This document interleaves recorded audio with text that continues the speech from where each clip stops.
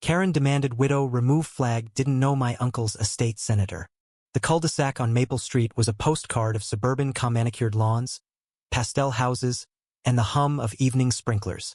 But beneath the surface, tensions simmered, and no one stoked them quite like Karen Whitaker.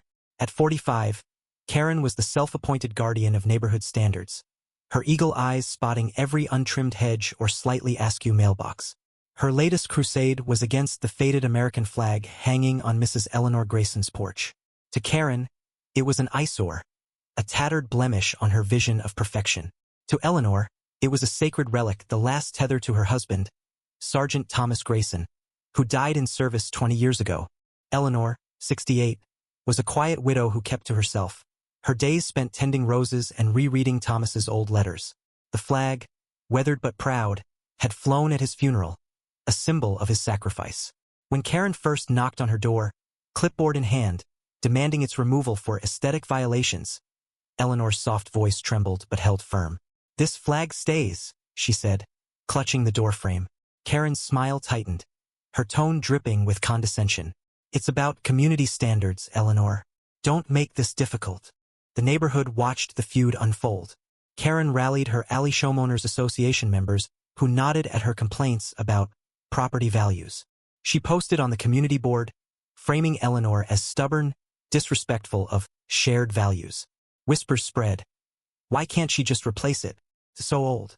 But Eleanor, frail yet unyielding, stood by her porch each morning, touching the flag as if it were Thomas himself.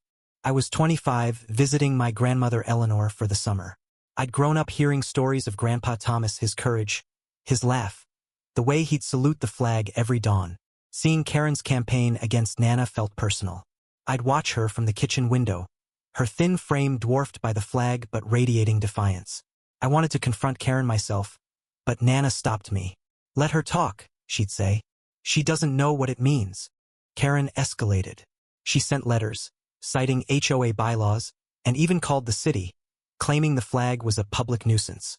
One evening, she marched to Eleanor's porch with a crowd of supporters, demanding the flag's removal by week's end. "This isn't about your husband," Karen snapped, her voice carrying across the street. "It's about respect for the neighborhood." Eleanor's eyes glistened, but she didn't waver. "Respect?" she whispered. "You wouldn't know it if it saluted you."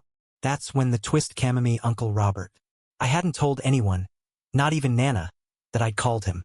Robert Grayson, my mother's brother, was a state senator, a man of quiet power and deep ties to veterans' causes. He'd grown up idolizing Thomas, his older brother, and carried his memory like a torch. When I told him about Karen's crusade, his voice over the phone was steel. "I'm coming," he said. The next morning, as Karen prepared to deliver her ultimatum, a black SUV pulled into the cul-de-sac.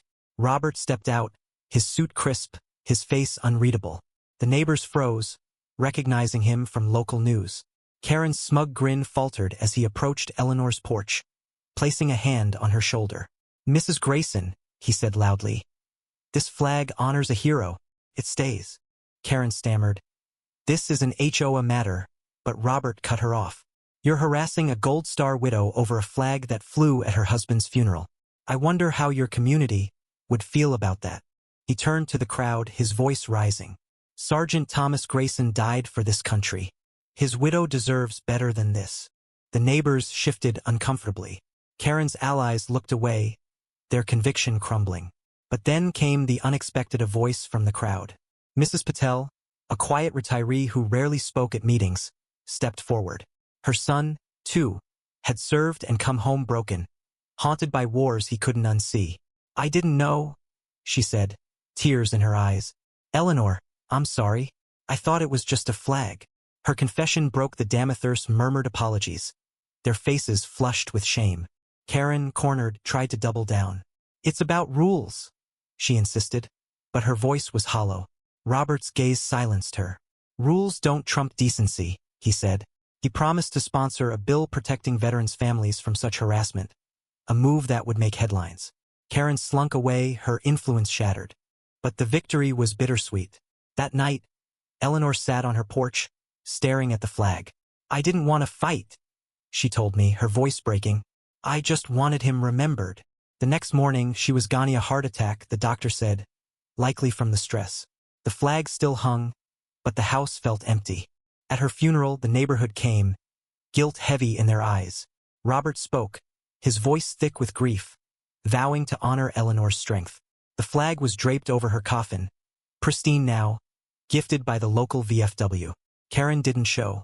I drive by Maple Street sometimes, and the flag still flies, maintained by Mrs. Patel, who waters Eleanor's roses too. The cul-de-sac is quieter now, but the wound lingers. Karen moved away, her name a cautionary tale. Yet I wonder if she ever grasped the cost of her crusade. Was Karen's demand for standards just ignorance, or something crueler?